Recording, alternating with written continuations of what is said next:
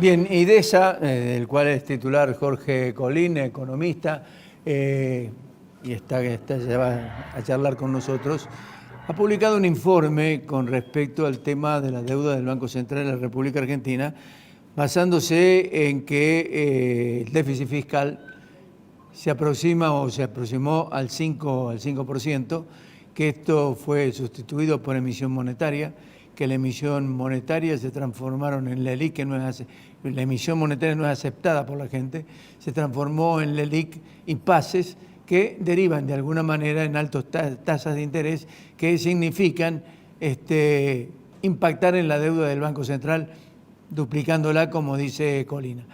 Jorge, ¿qué tal? ¿Cómo le va? ¿Qué dice? ¿Qué tal? Buenas tardes, ¿cómo le va? Bien, acá estamos con el doctor Alfredo Blanco, vamos a conversar con usted, vamos a charlar sobre este tema. ¿Cómo ubica, digamos, estos números? Bueno, Argentina, a grandes rasgos, lo que tiene es un déficit fiscal del gobierno nacional del 5% del PBI. Este número era un 4%, algo menos, un 3,8% cuando el actual gobierno asumió en el 2019. Ahora, pareciera que no es mucho lo que aumentó, de 4 a 5%. El punto es que el Estado Nacional ya no tiene financiamiento.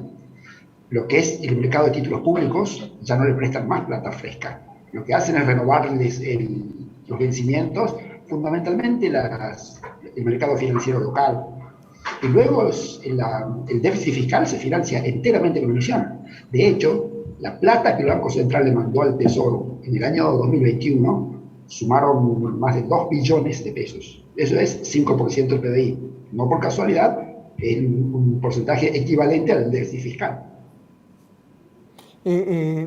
Digamos, este déficit fiscal impacta en la deuda del Banco Central.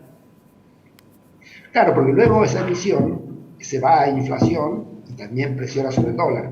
Entonces, la forma que el Banco Central tiene para que no vaya, la plata que la gente no quiere traer al bolsillo, no se vaya a inflación y al dólar, es vendiéndole LELIQs y pases a los bancos privados, a los bancos comerciales, para que ellos lo coloquen como plazo fijo. Entonces, la gente, al tener el plazo fijo, y fundamentalmente las empresas, al tener plazo fijo, no gastan esos pesos excedentes y entonces contiene la presión de la emisión sobre la inflación y fundamentalmente sobre el dólar paralelo. Entonces, pero esto se va agotando, digamos, porque ya incluso las LELIQs y los pases ya sobrepasaron a la cantidad de plazos fijos que hay. Entonces es como que el Banco Central ahora tiene que hacer más atractivo el plazo fijo y por eso es que el 6 de enero aumentó la tasa de interés de la política monetaria, que vendría a ser la tasa de referencia del Banco Central, la llevó desde el 45% anual al 48%, para ver si logra más plazos fijos que se traduzcan en LELIQs y pases, de forma tal de que estas LELIQs y pases absorban los pesos excedentes de la emisión y no se vayan tanto a la inflación y al dólar. Pero es una situación muy, muy delicada ya. O sea, hay que empezar a pensar que hay que equilibrar las cuentas públicas. Esta situación así no es sostenible. Una pregunta.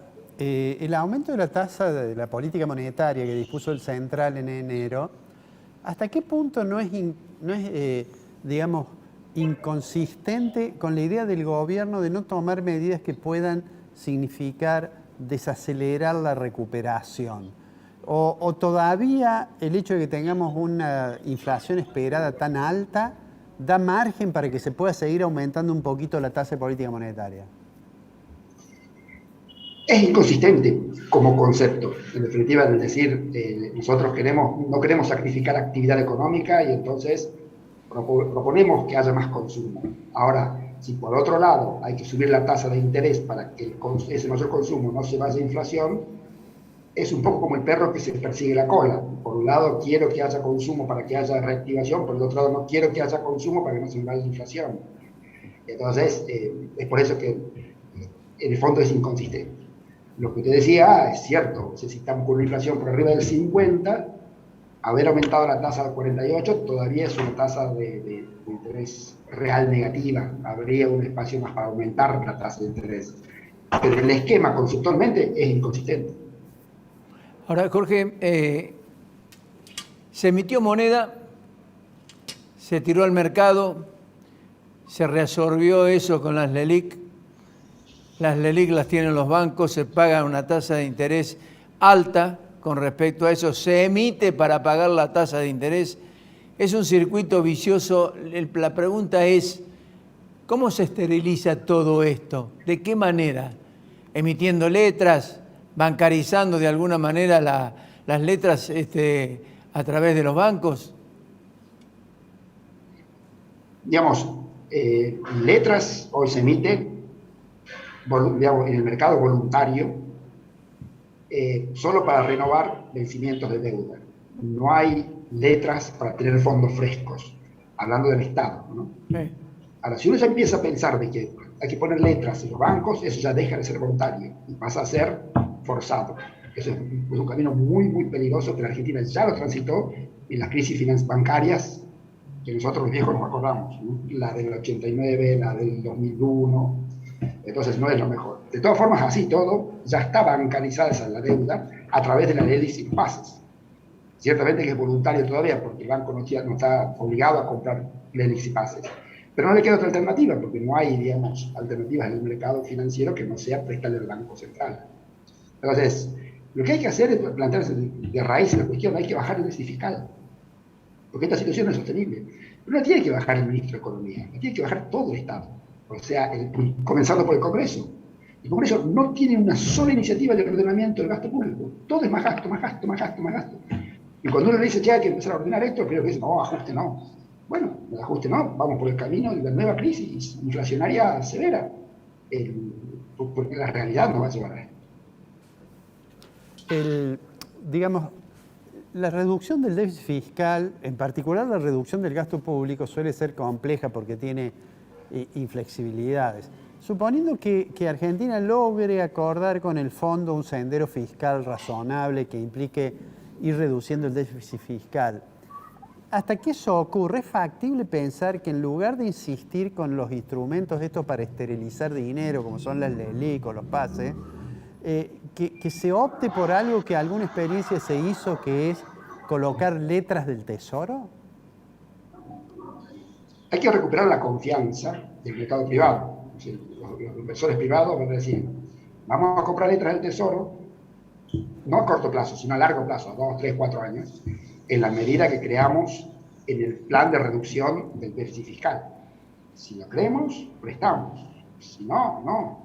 Y ahí está el punto. Entonces, es más, hasta se puede dar la paradoja de que el Fondo Monetario Internacional, por una actitud política, le acepte un plan de reducción del déficit fiscal al gobierno nacional y el mercado no lo crea y no genere la confianza de nuevo.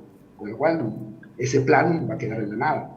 Va a servir simplemente para no tener que pagarle al fondo, pero no para recuperar capacidad de financiamiento del sector público a fin de ordenar las cuentas públicas. Jorge, ¿hay acuerdo con el fondo? Y le agrego, ¿quiere el gobierno definitivamente arreglar con el fondo? Yo creo que sí, quiere. El tema es que quiere que sea fácil. Y bueno, no es fácil. Es como diciendo, yo quiero pagar, pero la verdad es que no quisiera hacer un sacrificio muy grande por pagar. Dame más tiempo, dame mucho tiempo.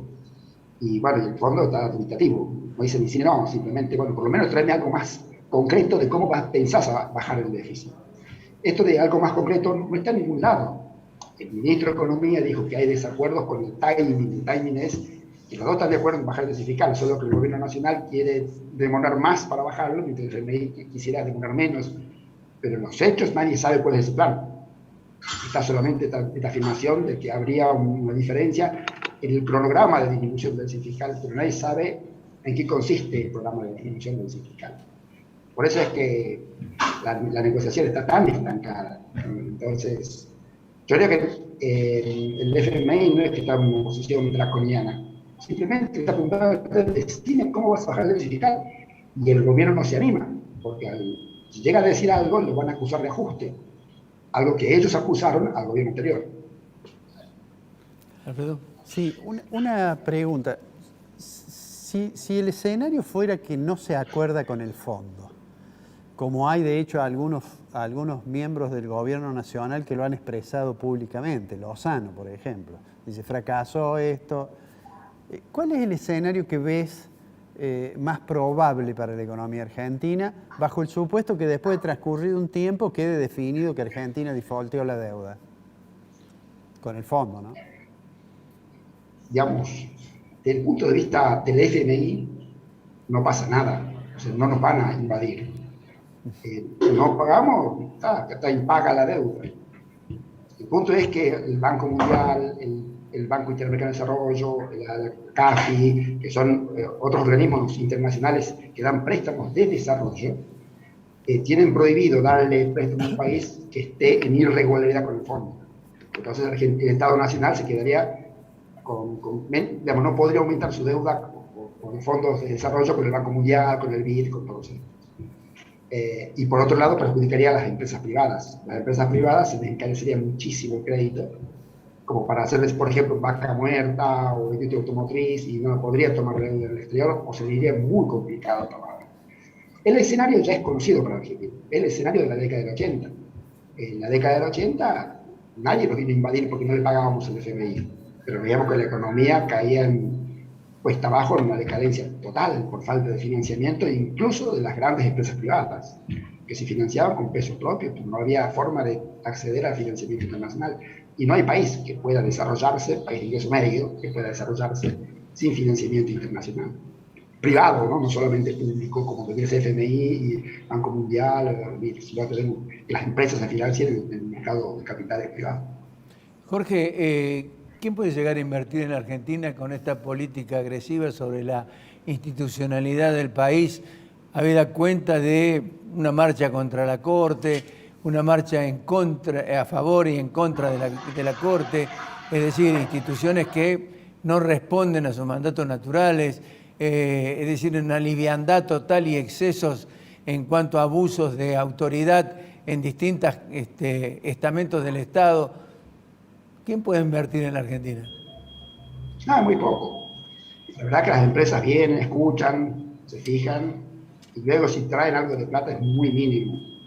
Lo que le dicen las multinacionales a las empresas locales es: financien la inversión con la plata que ustedes mismas puedan generar. Pero es medio loco mandar plata de afuera a un país en donde luego no se puede sacar la plata. No es que quieran sacar la plata para fugarse, sino que ya que yo mando plata, por lo menos me tengo que llevar la rentabilidad. No se puede, por el tema del cepo. Y obviamente ahí entra luego después lo que usted señalaba respecto de la estabilidad jurídica y de la seguridad jurídica. Aun cuando no hay arbitrariedades muy grandes con alguien, como para decir, bueno, esto ya se convirtió en Venezuela, no. La gente tiene miedo. O sea, diría, si los propios miembros del gobierno se ponen en contra de la Corte y llaman a una manifestación popular contra la Corte, puede que no ponga objetivamente en riesgo a la Corte. Pero la verdad es que el clima no ayuda a pensar de que ahí funciona la justicia. Entonces prefiero no arriesgar. Y máximo cuando en definitiva en Argentina se dice: yo puedo poner un local en Montevideo y otro en Santiago y hacer negocio en Argentina. No necesariamente tengo que jugarme por ir a la Argentina. Eso es una cosa que los políticos argentinos se dan cuenta. O sea, no es que el inversor está desesperado por venir a la Argentina, como si lo está, por ejemplo, por ir a China. ¿Por qué? Porque China es un mercado enorme. Usted pone cualquier cosa y todo funciona. Jorge, le agradecemos mucho esta gentileza. Ha sido muy amable con nosotros. No, creo que se cortó, justo. Muchísimas gracias, Jorge. Gracias por la deferencia.